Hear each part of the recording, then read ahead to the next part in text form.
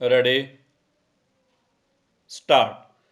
Now, I would like to say that with this measure we are now adopting, to my mind, it will not be possible to have this system or any other system functioning effectively.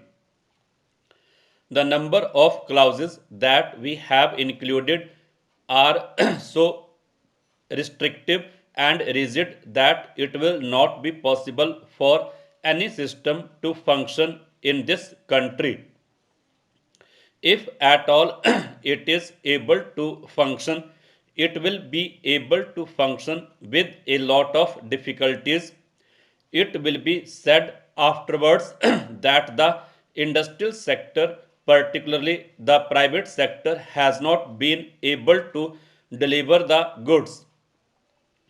I would like to warn the government that if anything happens in the future in which industrial production or production in the private sector has not gone up, it would be not because of any lack of efforts on the part of the private sector, but because of the measure that we are now adopting. I have mentioned several times how this particular bill is very restrictive and how it will hamper the normal growth of companies in this country. It is a pity that when we are on the threshold of the 10th five-year plan, such a measure should be passed in this House. I would now like to make a few observations about the speeches of some of the honorable members here. Shri Asoka Mehta justifies the restrictions on managing agents by saying that managing agents are no longer the main source of finance.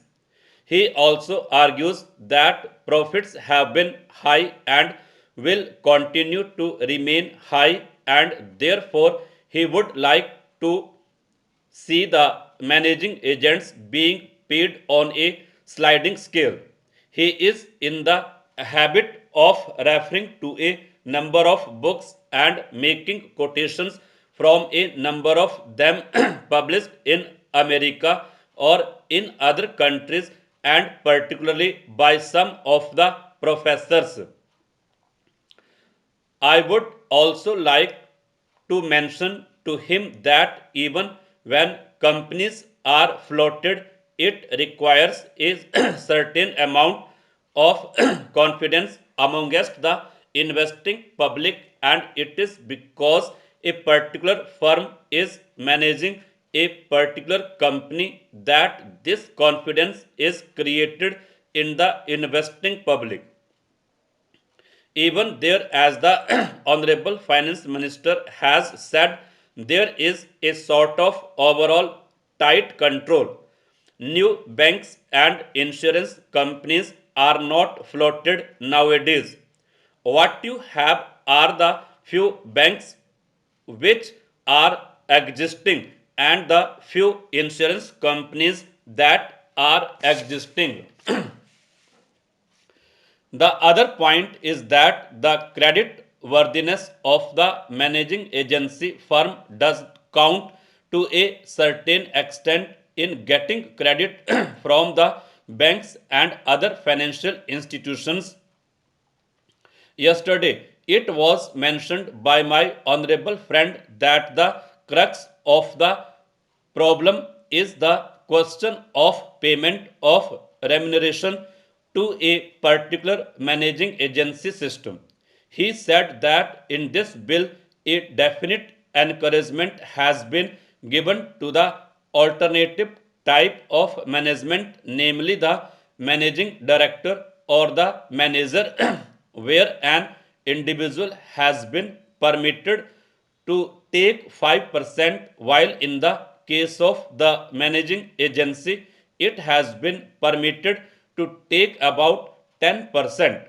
I would like to point out to him that it is not merely the question of remuneration which will decide the alternative type of management.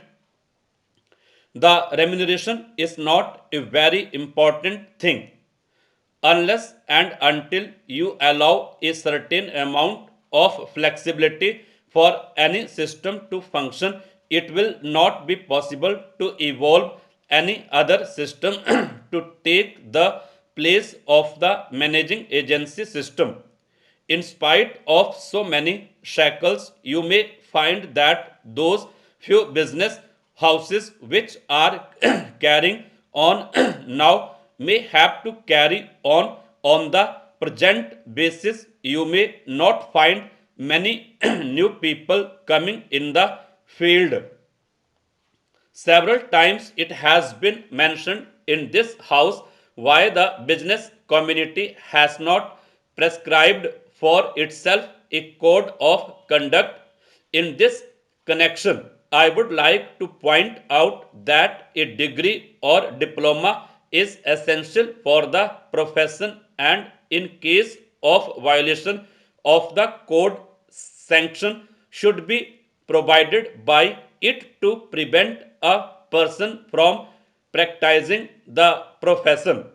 Today, even Ashoka Mehta and Shri C.C. Shah can set up a grocery shop and become businessmen. Nobody lays down any condition for starting business, and nobody can prevent others from continuing it. But I would like to point out that with regard to the code of conduct, there is a certain amount of ethics, and there are certain standards and traditions on which business houses function. If a particular firm has not got proper ways of managing its business, you will find that that business house will find it difficult to function, and it would be difficult for it to command the confidence of the business community. It would not be possible for it to function as effectively as a firm. In conclusion, I would like to say a word in regard to employment with which I have been dealing so far. According to the figures supplied, the number of displaced persons from Bangladesh employed through employment exchanges is only 17,000. This is very meager compared with their total number, which comes to 32 lakhs according to the official figures. This is with regard to Bangladesh refugees. The number of displaced persons from Pakistan employed through employment exchanges is not very encouraging, but still it is 75,000. I would urge upon Honorable Minister to take this into consideration and see that something is done to find employment for these people. Of course, there is some expenditure incurred on general education and vocational training, but when we look at the number of persons who have been given vocational training, we find that the number already trained and under training is only 17,000. This figure also seems to be very small considering the magnitude of the problem before us. Some programs of general improvement have been undertaken by the government of West Bengal by way of setting up new industries, etc. Stop.